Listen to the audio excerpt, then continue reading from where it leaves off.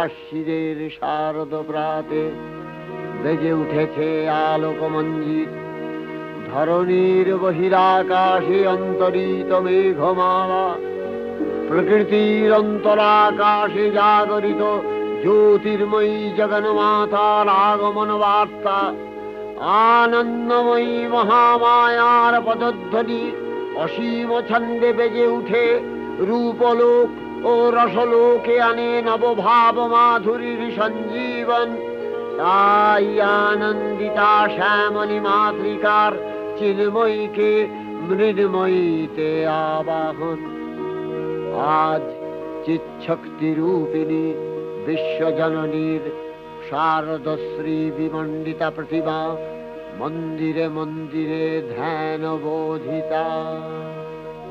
সিংহস্থা শশিশেখর